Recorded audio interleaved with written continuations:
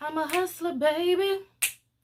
I'm a hustler, baby. I know heartbreaks, I know setbacks. Bitch, if I crap out, I'ma get back. I know ups and downs, you know I've been around, but to me, it's all a part of the game. Hey, what's up, everybody, and welcome back to my channel. Yes, y'all, we are back for the season finale of the first season of Power Book 3, Raising Kanan. We are back with my top 10 recap, review, WTF moments, spoilers, all that good shit, okay? We have finally made it to the end, and I honestly cannot believe it. It was a very bittersweet moment for me because, y'all, what we gonna do next week when we ain't got no... I'm a hustler, baby. I'm a hustler, baby. Blasting through our TV screens, okay, y'all? I don't know what I'm gonna do. So, I'm not gonna talk too much, y'all. Let's just get right into the season finale entitled Paid in Full. Number 1. The episode opened up right where we left off on last week's episode, and we see Kanan running and falling like what an idiot. Y'all saw when he fell, he scraped his hand, so now his blood is at the crime scene. So Kanan did go ahead and go to the lake. He broke the gun down, threw all the different pieces in the water, so at least he covered his bases, hopefully, with that. But y'all, this nigga really fell at the crime scene, so I feel like that's gonna come back to haunt him. Aside from the fact that he really didn't kill Detective Howard too, but whatever, we'll get into that. Child, so he running, he made his little phone call, and the next thing you know, Scrap pulled up. So yes, our nigga Scrap is back. He had a little patch on and shit, you know what I'm saying? Looking like Captain Hook, but it's okay, it's okay, it's okay. We love Scrap over here. Ain't no Scrap slander gonna be tolerated, okay? Scrap came and picked Kanan up and delivered him to his mother. And at the end of their, you know, interaction, Scrap and Kanan acknowledged each other and gave each other their due respect. So Kanan finally realized that Scrap wasn't the snitch. He did not realize who it really was, but he like, nah, you a real ass nigga. Scrap was like, hey, with or without your mama, you a real ass nigga too. Kanan got away from the crime scene barely, because the block is hot, y'all. They couldn't get out the hood. Everything was locked down, streets shut down, like they was stuck in the hood. And when we saw this, we knew that this was just the beginning of a very, very, very, very long night. Number 2. Shout out to Juliana. Okay, she played her role. She did what she needed to do. She did what needed to be done, okay? So the corner store owner, Juliana, she actually hid Kanan and Jukebox because she showed up out at the stash. So she had Kanan in the back, and when Detective Burke and Detective Garcia, who she chose to come with her to, you know, go scour the neighborhood, they showed up, and Juliana played her role, y'all. She was acting all distressed. Oh, I don't want to be hurt, you know. They don't do good things to people who snitch around here. I can't tell. And then she like, oh, it was the guy with the jacket with his name on the back. Detective Burke and Garcia was like, we'll be back, and we need to see what's in that back room, because Detective Garcia, little nosy ass, saw the door back there with all the locks on there, and Juliana was starting to freak out because she like, oh my God, when these motherfuckers come back, what am I gonna do? Like, you know, she was gonna obviously look out. Rock done looked out for her, so she was gonna look out, return the favor, get her up out of that jam. And Juliana played her role, and I'm excited to see next season where her character goes, because I feel like this is gonna empower her, give her a little bit of that she need. And next season, I feel like she gonna low-key be cracking heads. And y'all know her cousin Joaquin is gonna be rocking new plug, so I really feel like, you know, Juliana gonna step her game up next season. I feel like she gonna have a little AK or something up under the desk. She gonna, man, listen, Juliana ain't gonna be one to be fucked with, all right? Y'all saw how she had them tears on cue, like that's a dangerous one. Number 3, y'all, this nigga Lulu was really pissing me off this episode. Like, boy, your ass is half dead, laying up in the hospital, can't breathe, can't talk, can't walk, can't do shit, and your ass up here trying to go stop Rock from doing what she done already did. So, you know, he breaking out the hospital, boom, ripped out the IV, did all this shit, packed up all his stuff, and Famous and Jess were already at the hospital when Detective Howard got brought in, so they took him with them. Throughout the entire night, Jess was so annoying. Like, Jess was so very irritating. And then finally at the end of the episode, he was like, Jess, shut the fuck up and drive. Because, girl, like... Lulu went to the new lookout and, you know, tried to tell Raquel that he was going legit. He was like, I'm tired of this shit, you know, which is understandable. You almost died. You know, it's a lot going on. It's hot. He told Raquel that he was trying to go legit with the music business, that he was done with this. And Raquel, listen, Raquel was like, nigga, You know that's not legit business. How did you buy your half of that? I know all about that shit. You thought you was low? I know all about this little music shit. That music shit you got, that's my shit. So I don't know where you think you going. It ain't no getting out of this shit. I can tell that it's probably gonna be some contempt.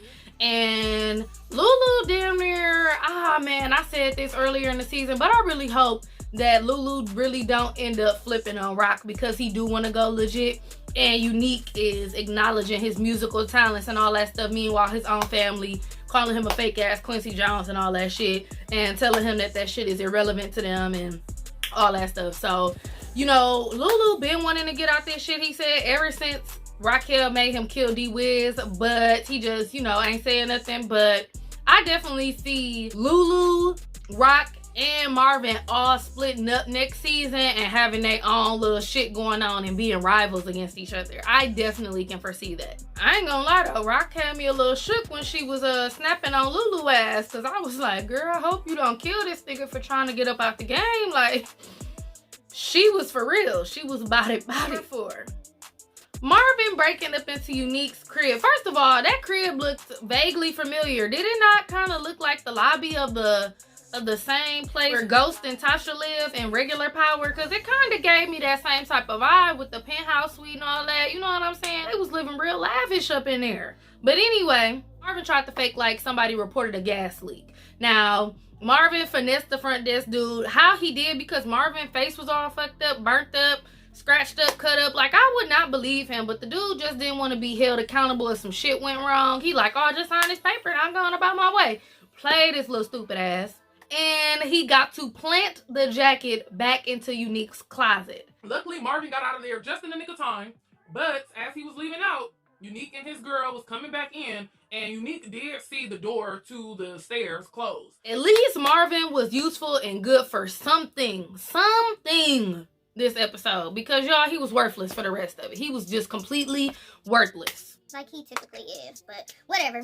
All of this brings me to number 5. So Unique, you know, was talking to his soldiers. He like, what's going on out there, asking Warrell, and Warrell like, hey nigga, it's some talk on the street that you got something to do with this. And the way Unique turns up on Warrell, I thought he was damn near about to pop him.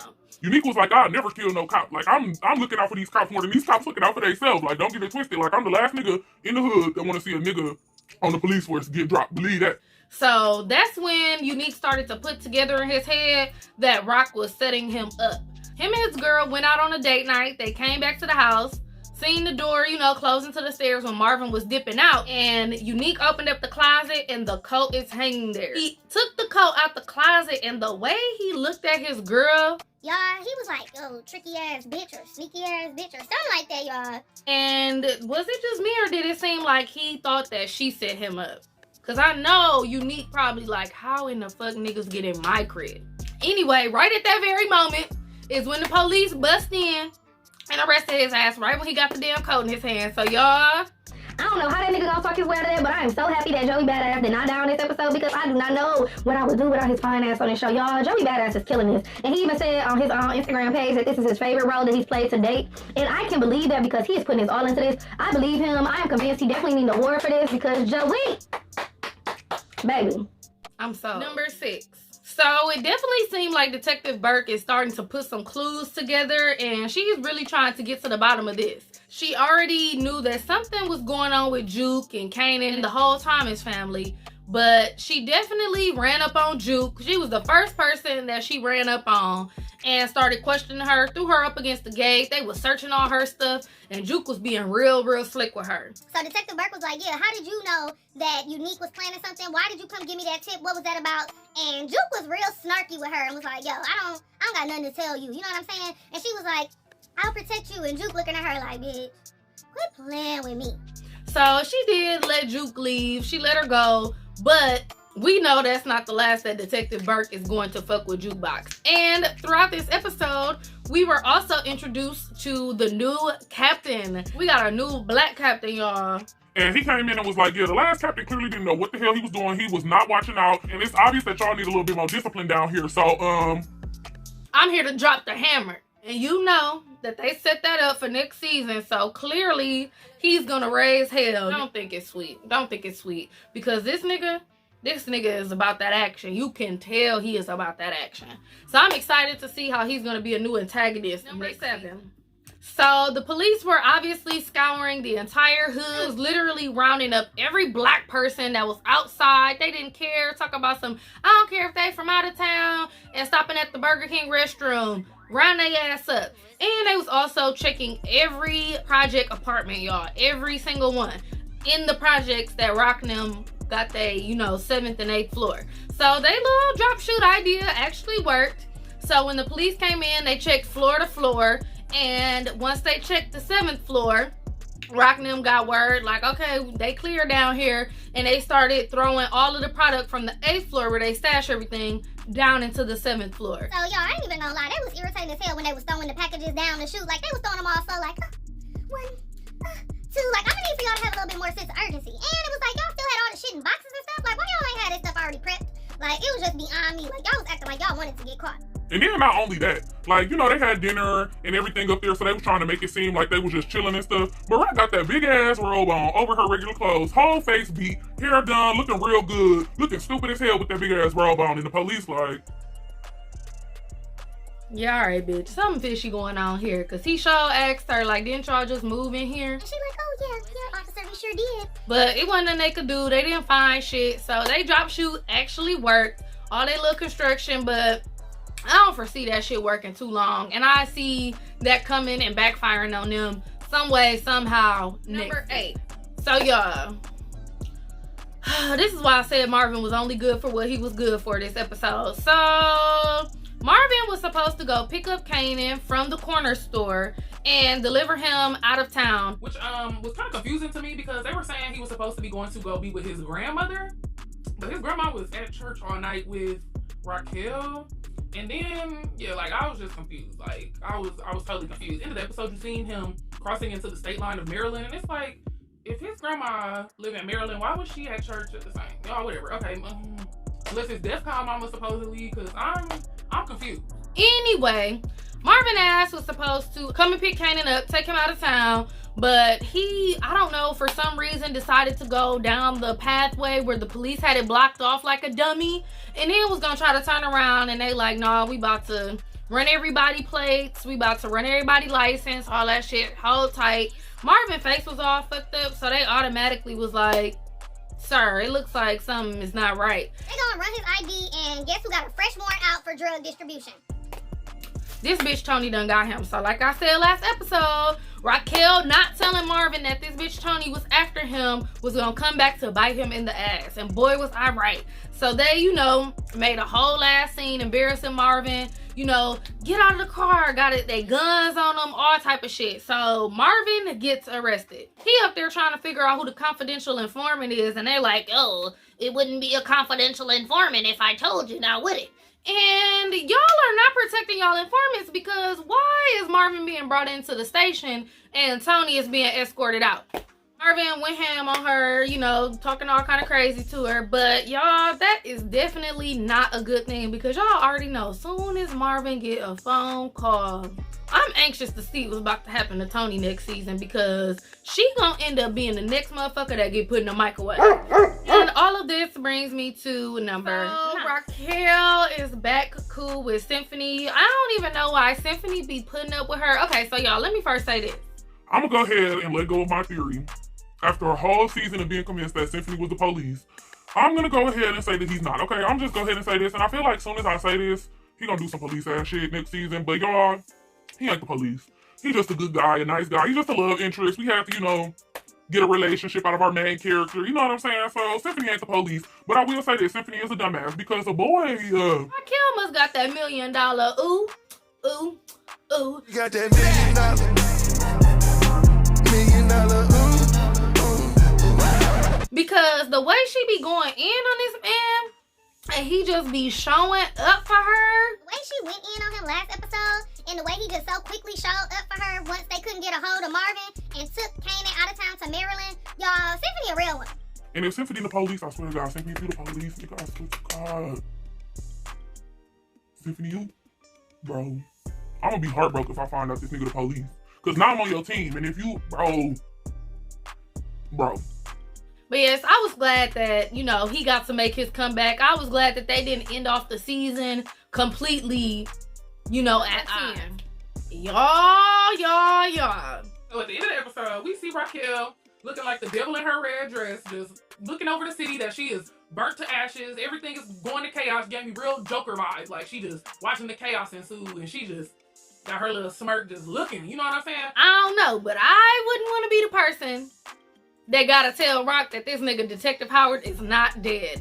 And luckily for Kanan, this nigga is gonna be in a totally different state because y'all, if he was anywhere close, when Rock gets word that Detective Howard is not dead, she would strangle him to death herself. Detective Howard obviously is not dead. We knew that, but it also did come out during this episode to the police that Detective Howard is sick. And they did say that if everybody finds out, they gonna take him out the field. And shit just left so much open to possibility. Definitely feel like him being sick, waking up, them saying that they could take him off the police force, that shit is gonna end up coming back in season 2. And I kind of feel like they're gonna kick him off the police force, and Detective Burke and Detective Garcia are gonna be the new partners. They're gonna still be trying to get all up in jukebox and them business, still gonna be trying to work this case, and Detective Howard somehow, some way is gonna be trying to intervene and interfere because he really don't want nothing to happen to his son, even though his son tried to kill him. Raquel gonna disown the fuck out her kid because the boy, yeah, you be fucking up the plan. You always want to be in some shit and you can't even execute properly. So I did love how they closed this episode out though and was like, You can't trust nobody, not even your mama. So y'all, it really seemed like next season, Rock is gonna turn into the main antagonist, which I kind of already figured. The show is called Raising Kanan. So I'm interested in seeing how Kanan and his mama relationship are about to develop. Like I said, I do think he's gonna kill her by the end of the show. We can agree to disagree on that, but I do think that he's gonna end up killing Rock because clearly she is his biggest enemy. Because what kind of mama really do have her kid go and kill they daddy? Like, she trifling, and then you ain't even tell him that that's his daddy. She trifling. Raquel got some issues that she needs to get worked out immediately. This season was definitely phenomenal. I loved it. I'm excited to see what they do with season 2. They are already filming season 2. So if I see any new updates, if I see any sneak peeks behind the scenes or anything like that, I'll come back with a quick video, post that, maybe even try to attempt to do some shorts on here. I've never posted any shorts, so maybe I'll do that. I do have some more shows coming up soon that I do want to review. I'm thinking about going ahead and doing the whole series of You. I'm obviously going to come back when Power Book 2 Ghost comes back on. Y'all know I'm coming back for that. I'm also going to come back for Insecure's last season. So y'all, I got a couple of shows that I'm ready for. It is sad to, not be able to come and chat with my Raising Kanan fan once a week, but hopefully one of these other shows y'all end up liking and watching those reviews, or y'all can tell me down below what other shows y'all been watching. Let me get into them. Shoot, I'm always open to some new good stuff. I like suspense, thriller, crime, comedy. I like sci-fi, futuristic, all that type of stuff. The only thing I do not like is horror stuff. So long as it ain't no horror stuff, we good, y'all. Send it my way. So y'all, let me know down below in the comments what y'all thought of the season finale. Also, what did y'all think of BMF? I did actually watch it, and I don't know, it wasn't moving me the way I needed it to. I'm gonna go and watch another episode and see if I like it. Make sure y'all follow me on TikTok at Emerald's Vault. Make sure y'all follow me on Instagram at emeraldmonet or Vault of Emeralds. And make sure y'all follow me on Twitter as well at Emerald. Thank you so much for tuning into this week's episode. Y'all, it has been so real. It's been so much fun chatting with y'all every week about Raising Kanan. I cannot wait until season 2 comes back and we can all meet and chat again. And before you go, make sure you like and subscribe and check out some other videos on my channel because y'all feeling the vibes. Now I will see you all next time. Make money, I'ma make money. Shit hit the ground, will take money. Southside.